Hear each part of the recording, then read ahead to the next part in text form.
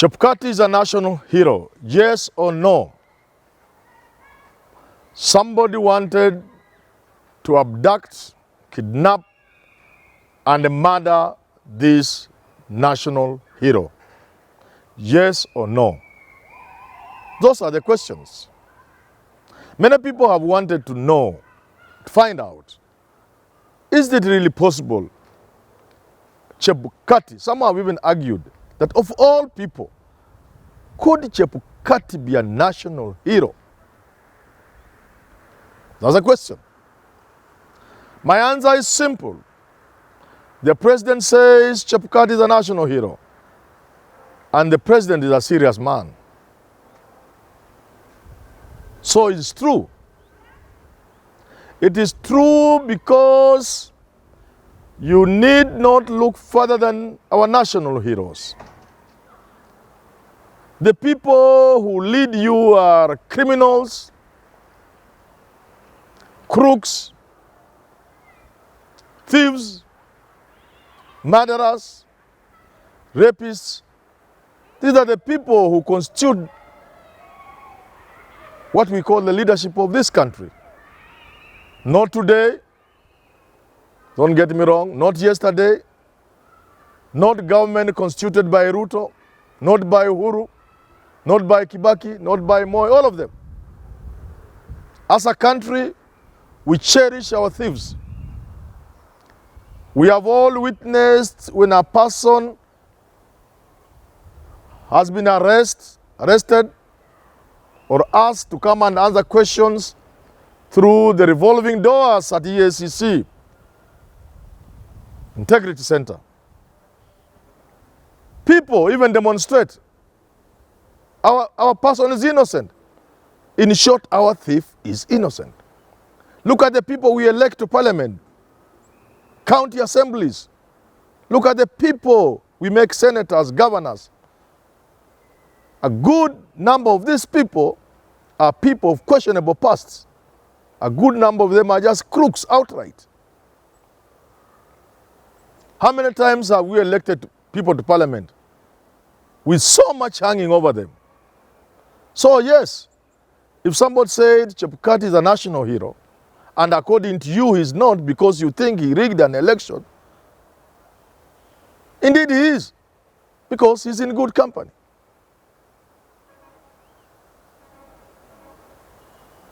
Did somebody want to abduct, kidnap, and murder such a national hero? That's another question. If you ask me, I have a problem believing that. Because who would abduct, kidnap, and finally have Chebukati killed? The opposition may benefit, according to the narrative by the president, yes. But would they have what it takes to do that? The answer is no. So that would mean, in my own assessment, we are saying government wanted to abduct and kill Chebukati. Government. And that means the person in State House saying seems to forget that government lives in perpetual succession. There has never been time government was Uhuru Kenyatta or William Ruto or Mike Kibaki or Moi. Government is government. If you are put to task because of your utterances as the president and the government is forced to pay, it won't be money from Uhuru's pocket. If there are damages and compensation, it will not come from Uhuru. It will come from government, the people of Kenya. I say only government has that capacity because, let's say, the opposition, would they have the capacity to do that? Abduct, kidnap, murder, including the shenanigans at Bomas. We are told by the same people who say somebody wanted to mess the election, subvert the will of the Kenyan people by doing things, among others, forcing Chebukati to announce somebody else, trying to murder them. The military was involved. That means government. Then the question that comes to my mind is one of logic and common sense. If government wanted to murder Chebukati, how difficult would it be? Who was guarding Chebukati? I thought it was government guarding Chebukati. In other words, all of us, Chebukati included, including the president, all of us live at the mercy of the government. All of us. Because government has the monopoly over violence, over the instruments of violence. If government wanted to take any one of us away, they will do it. So how would government be unable to kidnap Chebukati and murder him? Well, maybe I have a small head with small brains, but that small head tells me government taking off Chebukati shouldn't be a thing.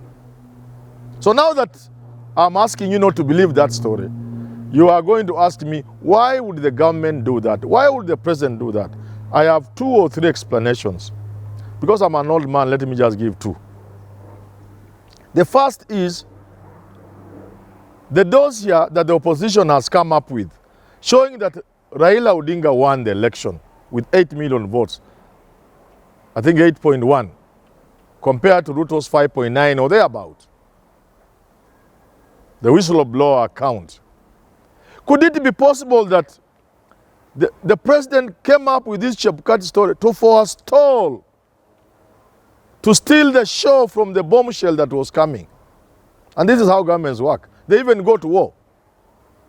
America would bomb Libya, Sudan, when the popularity of the president is down, to show off the popularity, the ratings, to distract attention.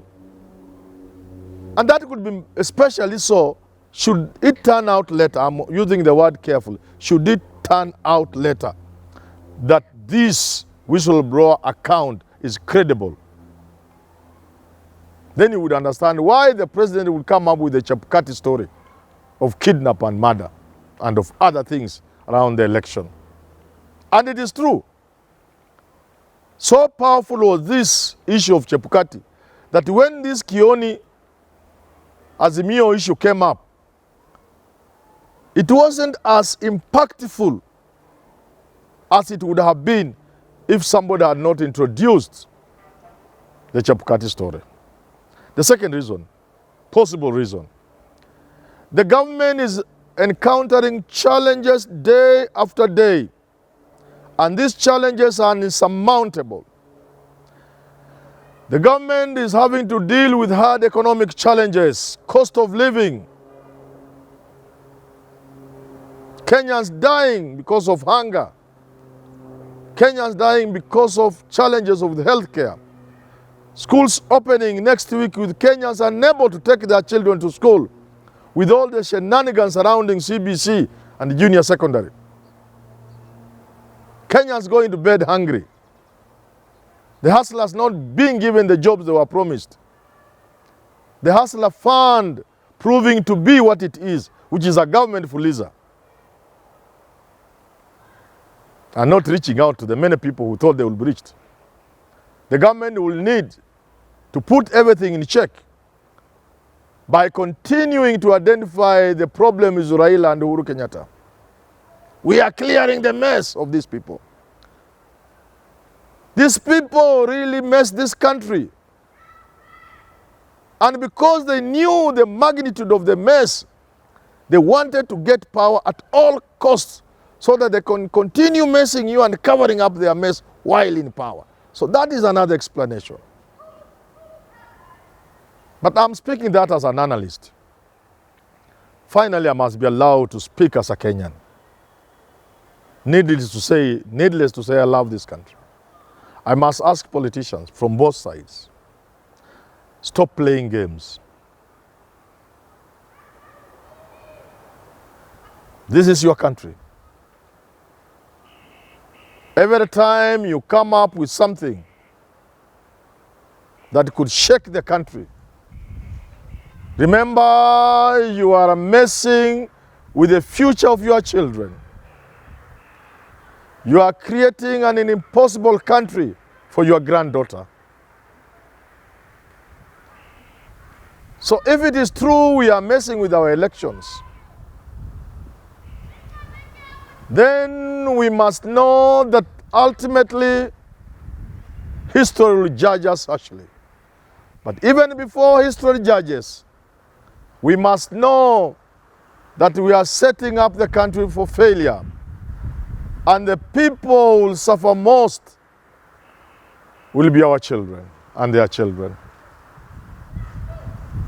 If you are introducing scares into the country, that it is not true, you are just scaring people. And this could cause confusion and anarchy. Remember, it's about the future of your children. But finally, as I urge politicians not to be selfish, to think about their children, I need to point out something to them. That as you continue to mess the country, remember two things. One, you are dangerously close to the people who receive the impact of the mess. When you steal medicine, steal money for education, steal money that will grow spur economic growth and create jobs, the people who suffer are those people in the slums.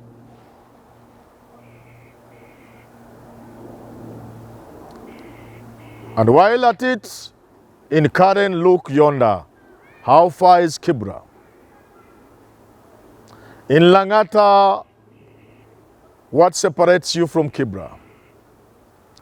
When you are in Mudaiga, look across the river and the valley. What do you see? Madare, occupied by the people who live that animal life because you continue to mess this country. If you are in Lavington, stretch a bit and see Kawangware. Those people are there because you are messing this country. You mess the politics of the country, you mess the economy of the country, and you consign people to those areas where human beings shouldn't be living, at least not in the 21st century. The second thing I want to tell you, as you mess this country, wherever you are, whether you are in the opposition or in government, because your actions ultimately will mess this country. That when things go wrong, it is you and your children who will suffer. The person in Kawangware, Mukuru kwa Njenga, Mathare, Kibera is at the lowest. There is nothing lower than that. It is you who must know that your son cannot live in Kibra. Yes? So as a person, as a human being, as a Kenyan, having examined all these shenanigans, I want to advise our leaders. Every action you take has an impact on the future of this country, has an impact on your granddaughter and grandson.